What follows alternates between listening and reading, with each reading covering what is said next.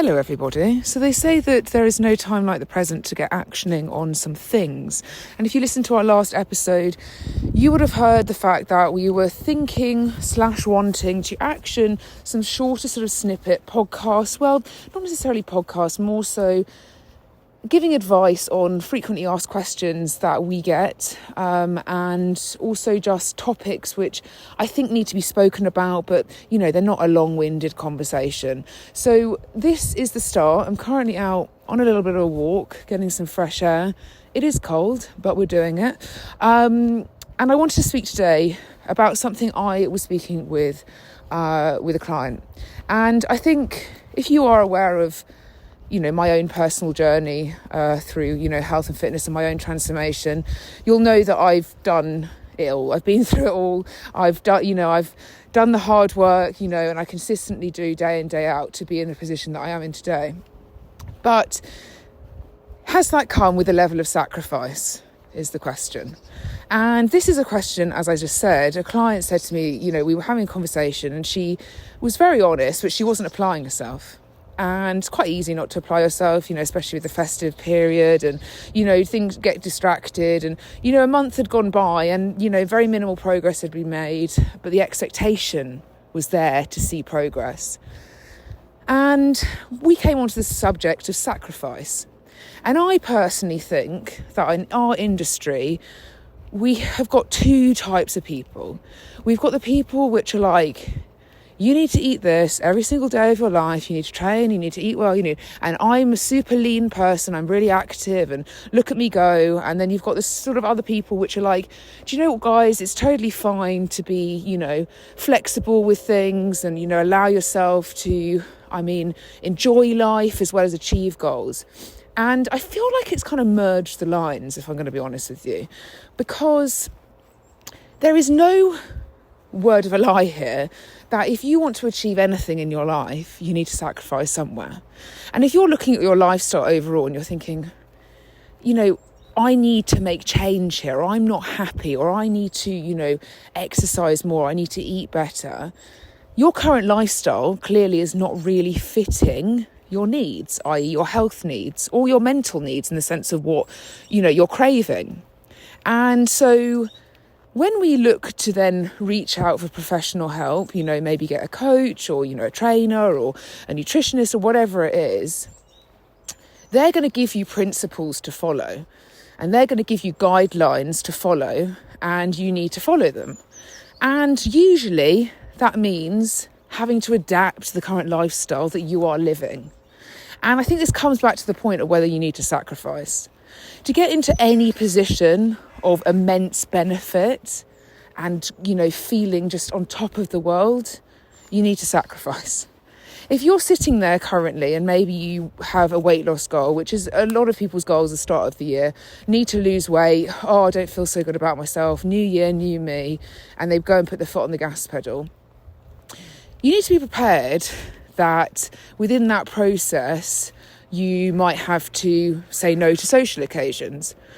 You may have to change your plans when it comes to seeing friends because it might revolve around a heavy meal somewhere which you probably shouldn't really be consuming alongside, inside your calorie target. Or maybe, it means that you go and get, a place where you can go and train when you're on holiday. Or there's requirements on the fact that, if you need to get your steps in, you purchase a walking pad, you get on the walking pad, you sacrifice obviously a few minutes of your day to get your steps in. Or maybe it's the fact that you need to be managing what you eat on a day-to-day basis, which is usually the primary factor behind weight loss itself. And I think, often people think, I can live the current lifestyle I'm living and just merge in these principles of how much you're going to lose weight. And not realising that unfortunately the hard truth is that you're going to have to change something. And change is very uncomfortable. So we tend to stick to what we know, it's a very natural human instinct. We shouldn't be going through life always not knowing something. I think living with that kind of apprehension, it would be incredibly stressful. But we also have to know the fact that if you've been honest with yourself and you have embarked on a journey and you want to lose weight, then something in your current lifestyle needs to give. Maybe that means that suddenly you're now having to be aware of how much you're consuming on calories, which means no, you can't probably go to the local coffee shop and wolf down a cake at 10 a.m. Or you can't necessarily at lunchtime go and have, a full sushi platter with, all the sides and some dumplings, because that's probably not going to align with the goals that you want to achieve. But there is a responsibility on our behalf as coaches to make sure that clients are aware that they are going to have to adapt things in order to get better. And for example, we have clients to us that come with us to train specifically because of their posture, or, they've got injuries that need to be fixed.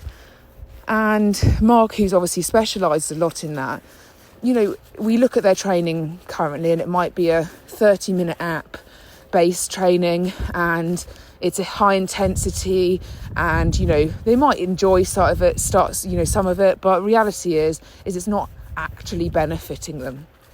And so they come to us and they say, I'm ridden with injuries, I've got shit posture, I need help. And we'll go and program, however many sessions that we've agreed, usually 3 to 4 strength sessions a week. And we will program in that, hour session or 45-minute session if it really needs to be 45, but usually an hour, your mobility, your activation, your progressive overload strength part, and your conditioning. And a lot of times clients say, well, I can't do this. Do you know what I mean? I can't go into the gym for an hour. I can't go and train like this. I need short, sharp, fast workouts in order for me to, see my results. And I'm like, well, let's turn it back around. Who came to who in the sense with what injuries or what problems they had and needed, whose help to get them out of that situation? And they're like, well, I came to you to make sure that you could help me get over my injuries. So when we then go and program, obviously, to then cater to that, for example, there's going to have to be sacrifices in that person's life to say, okay, now I'm actually going to have to maybe put some more time and effort into my exercise routine or my regime that I've been set up. Because we can't expect to get the same result from doing the same thing that doesn't work. And I think, I see this so common when people are like, oh, well, can I have, talking about short, sharp workouts. The issue with that is that, poor posture ridden with injuries usually screams that form and technique hasn't been matched. So then, for example, you then go and put people in a short, sharp workout where it's, multiple reps, loads of volume, massive amounts of fatigue. What happens when people are fatigued? I see it all the time with Hyrox people. They're just running and they're picking things up and they're running and they're slamming things down, they're throwing things up, and none of it has got any sense of regard with technique. It's just getting it done. The same with HIIT. How many burpees can you do? How many crisscross mounting combo weight squat press, bent over row vibes can you do in a short space of 15 minutes? Now, one, is that going to see great returns in somebody's physique? No, of course not. Two, are you then putting yourself in a position where you've already ridden with injuries, you're then putting a time limit on yourself? Do you think your tempo, your control, your form and technique is going to be good? No. So there's going to have to be a point where somebody says, okay, if I want to get better at this and I want to have a body composition that I'm proud of and I want to have muscle definition, I want to be leaner, all these things, then there's going to have to be a lot of time put into the gym. You can't get to these positions without that time being put in. The same with if you want to fix your posture, you can't expect to sit in the same pelvis positioning for 20 years of your life and then suddenly expect to fix it overnight. It comes with the sacrifice in your day-to-day life to make sure you're carving out enough time to train. Now, it's the same with food environment. More often than not, we have conversations with clients who just cannot control their intake in social occasions. So it's an all or nothing approach. The same approach that I used to have with alcohol when I used to drink. I didn't like the taste of alcohol. I don't think many people do like the taste of alcohol. I think it's one of those things where you almost like force it down you. Some people would probably disagree. You might be a wine connoisseur, but, in general, I used to drink to get fucking drunk. That was my aim. How drunk can I get, and how many drinks is it going to take me to get there? And, that is what a lot of people have when it comes to socialising. Now, they go out, they're going to a restaurant, we're all, at these adult ages, as I like to say, where, dinners and dinner parties and drinks and, it's all about going to a nice restaurant, having a couple of glasses of whatever, having a delicious meal, maybe on to another bar, and then you go home. But that, for example, is not very, I guess, complementary to a goal when somebody wants to lose weight. And I'll tell you why. You absolutely can socialise and lose weight without shadow of a doubt. But you're going to have to be prepared to sacrifice, 1, going out all the time. 2, when you do socialise, it's not an excuse to say, fuck it, I'm doing something different here to my current routine. There's an automatic thing when people go on holiday, when they go and travel for work, when they are, as I said, socialising, when there's festivities like we just had, where it's like, do you know what? I'm just going to forget every level of self-respect and just go at it. That in any element of your life is never going to get you very far. And exactly the same when it comes to weight loss. So when we're looking at environment, social environments, they are a problem for a lot of people that can't control themselves or are constantly given the availability to choose from menus or a lot of these restaurants that we have these days, are delicious, don't get me wrong, they really are, but none of them are going to be nutritionally great, in the way that things are cooked, how much is in there, what is in there, etc., etc. And so when we go and put weight loss and having expectations and having targets to reach, it makes it much, much harder when you go out and socialise and you don't really know what you've consumed. And if your expectation is to see progress, then you go and weigh yourself or you look in the mirror and you think, fuck, I've made no progress, and you've gone at it every time you've had the opportunity of a social occasion, then that's obviously the problem. And I see this a lot, Mark and I see it a lot with our London city-based clients who have a lot of work dinners, a lot of work functions, corporate, whatever. They're wined and dined 24/7. And that is also this conversation that we have with people where it's like, it's lunchtime on a Tuesday. Do you need a 3-course meal, do you know what I mean, and a glass of wine? And usually the answer is like, no, I'd probably have, a sandwich or a salad or a rice bowl or something, and I'd be done, glass of water.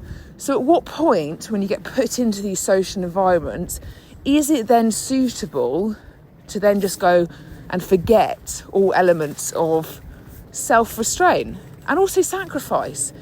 You don't have to pick white fish on a menu at a restaurant in order to be achieving your goals. I think that's also that false thing in the diet culture world, which is like, oh, well, the only thing you should pick on a menu is the piece of cod and some green veg. That's nonsense. You could have a steak and chips, you could have a pizza, but it's got to be managed within your calorie intake. So you can still see progress, but it needs to be moderated. And then we go into food environments in the sense of snacking, office snacking, foods like on the go, foods in the cupboard, foods everywhere. Again, are you going to have to sacrifice some of those foods in order to get closer to your goals? Perhaps. For example, when I was morbidly obese and I took the intervention to sort my shit out before I was going to get I was literally pre-diagnosed with diabetes, and it was literally now or never. And I ripped the fucking plaster off and I started actioning what I told myself I was going to action. I had to get rid of certain elements of my life. 1, the social group that I was in that was literally pushing me to make the worst choices. Now, don't get me wrong. Do not get me wrong. I was the one that ate all the food, that drank all the alcohol, that took all the drugs, that did all the things that got me in the position that I was in. But it doesn't help when somebody's complimenting it. So one thing I had to say was, do you know what? You don't complement the lifestyle or the routine that I'm about to embark on. I have to do this for my health, and you're probably not suiting it. So I had to cut people, which sounds ridiculously hard, but actually I'm no worse off for it. Even when, if this journey had gone the opposite way to how it had been, then maybe I would have been back with that social group. But those kind of social groups are never going to help you live the lifestyle you want to live if you want to be a healthy individual. 2, I couldn't really be around chocolate. I could be around sweet things like sweets and cakes I was okay with, but I couldn't be around chocolate. And that was because I couldn't actually control myself around portions, or I wasn't really eating nutritionally well enough, do you know what I mean, and a lot of food on a day-to-day basis to understand that I could moderate the chocolate at the time. At the start of my journey, I will not lie, I was in Diet Culture 101. I practiced a huge amount of restriction. Foods were good or bad. There was a lot of negativity in the process, but I had to remove certain elements and sacrifice certain elements in my lifestyle, and my food environment to make sure that I wasn't going to make it harder for myself. And yes, we have got the elements, where you're like, well, I can't just cut my family who are a bad influence, or I can't just cut my best friend who wants to go out every weekend. But there's going to have to be a question you ask yourself. Well, okay, how much do you want your goals? Or why is it that you're stepping backwards, all the time, when actually we should be taking a few steps forward? And also, why is it that you don't think you need to just carve out some time or sacrifice somewhere to just get you a few steps forward? And usually you don't have to sacrifice for a long period of time, because within this process where you maybe remove something or you make sacrifices, it's not going to disappear, after 12 weeks of applying yourself. And then usually over this time you actually have learned, okay, this is how I could moderate this shit. Okay, I've educated myself on this. Oh, that was fascinating. I've really learned all these things. And in that process, as I said, you then can start not having to make sacrifices, because you understand, for example, how much energy is in certain foods, what kind of foods, complement your goals, what to pick in restaurants, how to budget your calories, all these things throughout your journey. And that puts you in a position where you then don't have to make sacrifices, because you can control yourself. But at the start of anything, there's got to be sacrifices made until it's implemented in your routine. The same as, I want to get better sleep. I mean, people stand there in bed, lie there in bed, scrolling on their phone for 2.5 hours. Or they go, watching TV for too long. Or, they're fanning around before going to bed. And, they're not carving out the time or sacrificing somewhere in that nightly routine to just go to sleep, to put their goals first so that they know that they're going to wake up fresh tomorrow morning. So I think in answer to what the question of, do you have to sacrifice shit? Yes, you do. And it's always got to be for the better, so the greater good. And always think, what is this benefiting me? Think about all the good things that you can enjoy and the times you can have when you're feeling healthier, when you're feeling stronger, when you're feeling better in yourself. And then you can start to potentially, as I said, bring elements into your lifestyle which you may have had to sacrifice before, because you have done the time, you have put the effort in, and you have effectively afforded yourself the availability to do so. So hopefully that helped. And that is the end of our sort of short memo story question vibes, and we'll be back soon.